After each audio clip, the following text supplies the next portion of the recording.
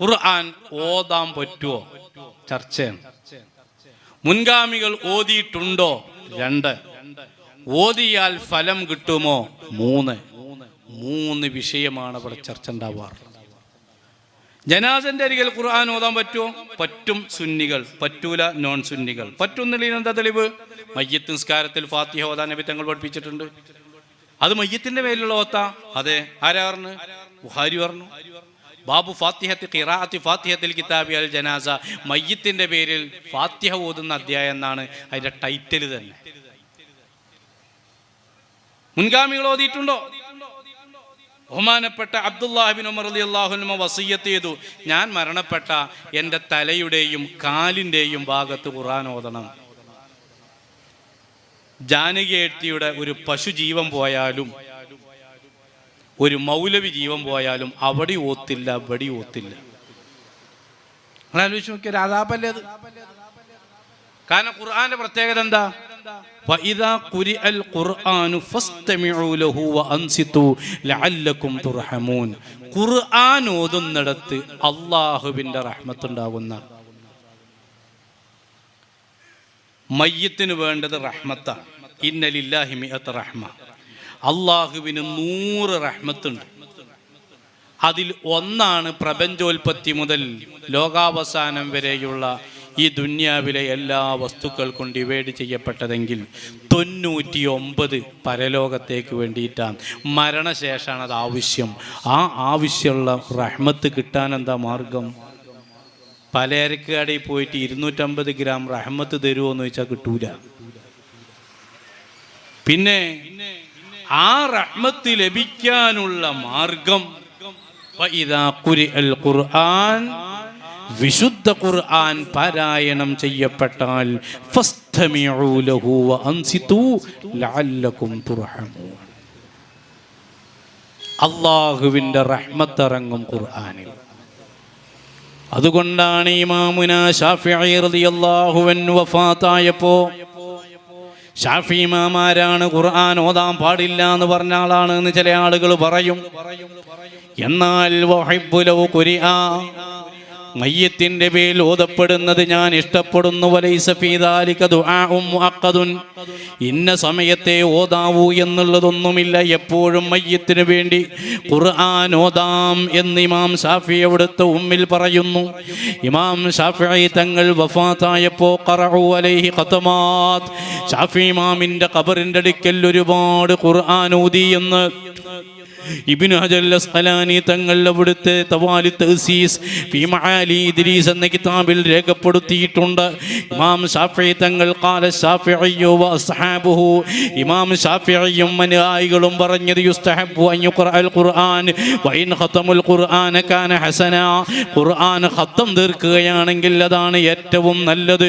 കാരണം എന്തേ? മയ്യത്തിന്റെ അടുക്കൽ ഖുർആൻ ഓതുമ്പോൾ അല്ലാഹുവിന്റെ റഹ്മത്ത് ഇറങ്ങും എന്നാണ്. അതുകൊണ്ടാണ് നബി തങ്ങൾ പറഞ്ഞത്, ഇദാ ഹളർതുമുൽ മരീള, നിങ്ങൾ ഒരു രോഗിയുടെ അടുക്കൽ എത്തിയാൽ, അവിൽ മയ്യിത്ത, ഒരു മയ്യിത്തിന്റെ അടുക്കൽ എത്തിയാൽ, ഖൂലു ഖൈറാ, നല്ലത് പറയണേ. ഏതാണ് നല്ലത്? നബി തങ്ങൾ 2 കാര്യം പറഞ്ഞത്. ഖൈറുൽ കലാമി കലാമുല്ലാഹ്, ഒന്ന് ഖുർആനാണ്. ഖൈറു മാ ഖുൽതു അന വന്നബിയ്യൂന മിൻ ഖബ്ലി ഖൗലു ലാ ഇലാഹ ഇല്ലല്ലാഹ്, ഒന്ന് ലാ ഇലാഹ ഇല്ലല്ലാഹയാണ്. അപ്പോൾ ലാ ഇലാഹ ഇല്ലല്ലാഹ് ഖൈറാണെന്ന് നബി തങ്ങൾ പറയുന്നു, ഖുർആൻ ഖൈറാണെന്ന് നബി തങ്ങൾ പറയുന്നു. ആ നബി തങ്ങൾ ഖൈർ ഖുർആൻ മയ്യിത്തിന്റെ അടുക്കൽ ഓതണം, ചൊല്ലണം എന്ന് പറയുമ്പോൾ നമ്മളത് നിർവഹിക്കുന്നു. സുന്നിയായ അൽഹംദുലില്ലാഹ് അതാണ് നാട്ടം. അതുകൊണ്ട് എൻ്റെ പ്രിയപ്പെട്ട സഹോദരന്മാരെ, അഹ്ലുസുന്നത്തി വൽ ജമാഅത്തിന്റെ ആളുകളായാലുള്ള നേട്ടം അതാണ്. സിദ്ദീഖ് റളിയല്ലാഹു അൻഹു 2ാമത് ഉദാഹരണത്തിന് 2 പറഞ്ഞു എന്ന് മാത്രം.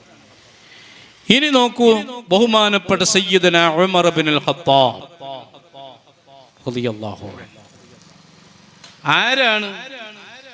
ഉമർ റളിയല്ലാഹു അൻഹു ഒരു വഴിയിലൂടെ പോയാൽ ആ വഴിയിലൂടെ ഇബ്ലീസ് പോവുകയില്ല. ഖാല റസൂലുള്ളാഹി, മനുഷ്യന്റെ ഞരമ്പിലൂടെ പിശാച് പോകുമെങ്കിൽ ഉമർ റളിയല്ലാഹു അൻഹു പോയ വഴിയിലൂടെ പോലും പിശാച് പോകൂല.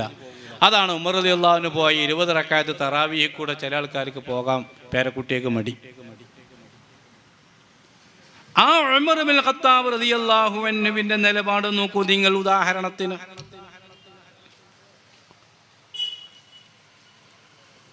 റമളാനിൽ തറാവീഹ് നിസ്കാരം ഇപ്പം അതിൽ അയവ് വന്നിട്ടുണ്ട്. 20 നിസ്കരിച്ചാൽ ബിദ്അത്തൊന്നും അല്ല എന്നുള്ളടത്തേക്ക് എത്തിയിട്ടുണ്ട്. മക്കത്തെ ഉമർ 20 ആക്കിയിട്ടുണ്ടെങ്കിൽ വെളിയങ്കോട് ഉമർ 8 ആക്കുന്നു എന്നാണ് പണ്ട് ഉമർ മൗലവി പറഞ്ഞത്. അന്നൊരുപാട് വാദങ്ങളും സംഭവങ്ങളും വന്നിരുന്നു. മാറ്റം വന്നുകൊണ്ടിരിക്കുകയാണ്. ഇപ്പം ഈ ഇങ്ങനെ കയ്യെട്ടുക, പുലിയൂർ സമ്മേളനം നടന്നു ഇപ്പം അടുത്ത്. ഇമാമ് ശരിക്കും ബാക്കിയുള്ള ആൾക്കാർ നേരെ കൊങ്ങനെയൊക്കെ ഏറ്റുണ്ടായിരുന്നു മുജാഹിദിൻ്റെ സംഭവം. ഈ കൈ കെട്ടുക എന്നുള്ളത് 1942 ജൂലൈയിലാണ് ആദ്യമായിട്ട് ഇങ്ങനെ വന്നത്. MCC മൗലവി കൈ കെട്ടുക എന്നൊരു ബുക്ക് എഴുതി, അതിലിങ്ങനെ കെട്ടാൻ വേണ്ടി പറഞ്ഞു. അപ്പോൾ മർഹൂം വണ്ടൂർ സദഖത്തുൽ ഓലിയർ കെട്ടിനൊരു കൊട്ട് പറഞ്ഞിട്ട് അതിന് മറുപടി എഴുതി. കൊട്ടിനൊരു ചൊട്ട് എന്ന് പറഞ്ഞിട്ട് അയാൾ വീണ്ടും മറുപടി എഴുതി. ചെട്ടിനൊരു തട്ട് പറഞ്ഞിട്ട് വീണ്ടും ഇയാൾ മറുപടി എഴുതി. തട്ടിനൊരു മുട്ട്, മുട്ടിനൊരു ചവിട്ട് എന്ന് പറഞ്ഞിട്ട് അങ്ങനെ ഖണ്ഡനങ്ങൾ നടന്നിരുന്നു. ഈ കൈകെട്ട് ഓരോന്നും മാറുക. അതുവരെയൊക്കെ വാദങ്ങൾ അങ്ങനെ. ഇപ്പം ജമാഅത്തെ ഇസ്ലാമിക്കാർ അവരെ ജുമാ ഖുതുബാറിൻ്റെ പുസ്തകത്തിൽ ഈ കാര്യം അഥവാ ഖുതുബ പരിഭാഷ ഈ കാര്യം ചെയ്യാമെന്നാണ് എൻ്റെ അഭിപ്രായം. അഥവാ ചെയ്യലാണ് ഉത്തമം, അല്ലെങ്കിൽ ചെയ്യാതിരിക്കേണ്ടതാണ്, അഥവാ ചെയ്യാതിരിക്കലാണ് ശരി. എന്താ ഇപ്പം തിരിഞ്ഞ് ചെയ്യൽ ഉത്തമം, ചെയ്യാതിരിക്കൽ ശരി. ഇങ്ങനെ ഓരോന്ന് വൈരുദ്ധ്യങ്ങൾ ഇങ്ങനെ മാറി. ഇപ്പൊ നിങ്ങൾ നോക്ക്, 1952 അള്ളാഹുവിന് അവയവങ്ങളുണ്ടെന്ന് പറഞ്ഞാൽ കാഫിറും മുബ്തദിഉമാണ് എന്നാണ് അൽ-മനാറിൽ എഴുതിയത്. 1999 അബൂബഹജ സലാഹി, സക്കരിയ സലാഹിയുടെ തൂലിക നാം അതായിരുന്നു. മൂപ്പര് പറഞ്ഞത് അള്ളാഹുവിന് 2 കൈയുണ്ട്, രണ്ടും വലതാണ്, ഇടത്തേതില്ല. കാരണം ഇടത്തെ കൈ ഉപയോഗിക്കേണ്ട ഘട്ട അള്ളാഹ്ക്കില്ല എന്നുള്ളതാണ്. അതുകൊണ്ട് 2 കൈയുണ്ട്, ആ രണ്ടും വലത്തേത് മാത്രമാണ്. 2010 ജനുവരി മാസം അൽമനാറായപ്പോൾ അള്ളാഹുവിൻ്റെ ആ മോഷ്ടിക്കപ്പെട്ട ഇടത്തെ കൈ വീണ്ടും ഇങ്ങോട്ട് തന്നെ വന്നിട്ടുണ്ട്. അങ്ങനെ റബ്ബിനെ കുറിച്ചിട്ടുള്ള വിശ്വാസത്തിൽ തന്നെ അങ്ങോട്ടും ഇങ്ങോട്ടും തീരുമാനമാകാതെ അങ്ങനെയൊക്കെ അങ്ങനെ വികലമായ ഒരുപാട് വാദങ്ങൾ ഞാൻ അതിലേക്ക് കടക്കുന്നു. ഉമർ റളിയല്ലാഹു അൻഹുവിൻ്റെ നിലപാട് തറാവീഹ് 20 നിസ്കരിക്കലാണ്. അതാണ് പറഞ്ഞത്. ഭൂരിപക്ഷം സഹാബത്തും 20 നിസ്കരിച്ചത്. ഒരു ന്യൂനപക്ഷം മാത്രമാണ് 36 നിസ്കരിച്ചത്. അല്ലാതെ 20 കുറഞ്ഞ തറാവീഹ് സഹാബത്ത് പഠിപ്പിച്ചിട്ടില്ല. ആ ഉമർ റളിയല്ലാഹു അൻഹു ഉറുക്ക് അവിടുന്ന് എഴുതി കെട്ടിക്കൊടുത്തത് ഇമാം റാസി ഉദ്ധരിക്കുന്നുണ്ട്. അബ്ദുല്ലാഹി ഇബ്നു അംർ റളിയല്ലാഹു അൻഹു ഉറുക്ക് എഴുതി കെട്ടിക്കൊടുത്തിരുന്നു. KM മൗലവി പറഞ്ഞു ഉറുക്ക് 3 നിബന്ധനയോടെ ജായിസാകും എന്ന് വരും. കേരള മുജാഹിദീന്റെ പ്രസിഡന്റായ ഉമർ മൗലവി, വൈസ് പ്രസിഡന്റ് ആകുന്ന KM മൗലവി, ഒരാൾക്ക് ശിർക്ക് മറ്റൊരാൾക്ക് തൗഹീദ് ആ നിലക്കാണ്. ഏതായിരുന്നാലും ഉറുക്ക് കെട്ടുക എന്നത് ബഹുമാനപ്പെട്ട ഉമർ റളിയല്ലാഹു അൻഹു പഠിപ്പിച്ച ശരിയാണ്. അതാണ് അള്ളാഹുവിന്റെ റസൂൽ അവിടുന്ന് പറഞ്ഞത്, വലൈക്കും ബിസുന്നതി വസുന്നത്തിൽ ഖുലഫാഇർ റാഷിദീനൽ മഹ്ദിയീൻ. അങ്ങനെ ഏത് സുന്നത്തുകൾ, ഇങ്ങനെ സഹാബത്തുകൾ ഇങ്ങനെ ഓരോ കാര്യങ്ങൾ ചെയ്യുന്നത് ഇങ്ങനെ കാണുമ്പോഴാണ് ഇവർ പലപ്പോഴും വിമർശിക്കുന്നത്. ഇനി നോക്കൂ നിങ്ങൾ, 3ാമത്തെ ഖലീഫ സയ്യിദുനാ ഉസ്മാൻ ഇബ്നു അഫ്ഫാൻ റളിയല്ലാഹു അൻഹു. ആ ഉസ്മാൻ ഇബ്നു അഫ്ഫാൻ റളിയല്ലാഹു അൻഹുവിന്റെ ചര്യ നോക്കൂ നിങ്ങൾ.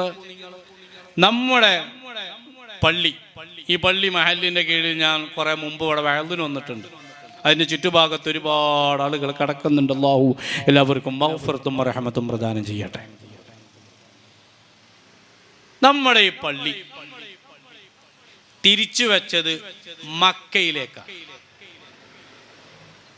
ആ മക്കയിൽ വെള്ളിയാഴ്ച ജുമുഅക്ക് 2 വാങ്ക് കിട്ടും. മദീനയിൽ വെള്ളിയാഴ്ച ജുമുഅക്ക് 2 വാങ്കുണ്ട്. ബൈത്തുൽ മഖ്ദിസിൽ വെള്ളിയാഴ്ച ജുമുഅക്ക് 2 വാങ്കുണ്ട്. നമ്മുടെ ഈ പള്ളിയിലും ജുമുഅക്ക് 2 വാങ്കുണ്ട്.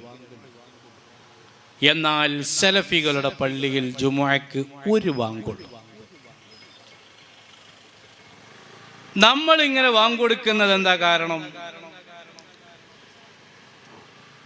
വസ്തിഹ്ബാബുഹു ഇൻദൽ ആജതി വഇല്ലാ ലകാനൽ ഇഖ്തിസാറു അലൽ ഇത്തിബാഇ അഫ്ളല.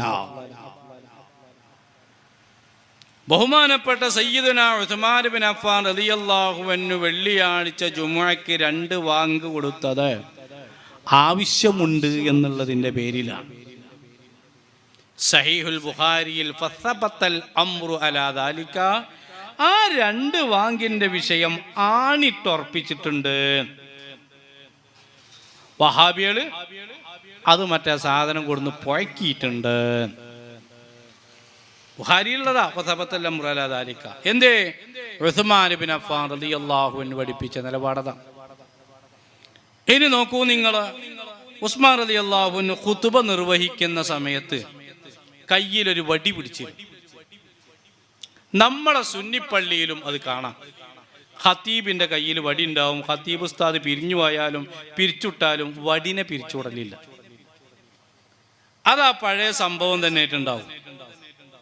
അങ്ങനെ ഉസ്മാൻ റളിയല്ലാഹു അൻഹുവിന്റെ അവസാന ഖുതുബ വിശദീകരിക്കുന്നിടത്ത് ഒരു പശ്ചാത്തലത്തിൽ വിപ്ലവകാരികളായ ആളുകൾ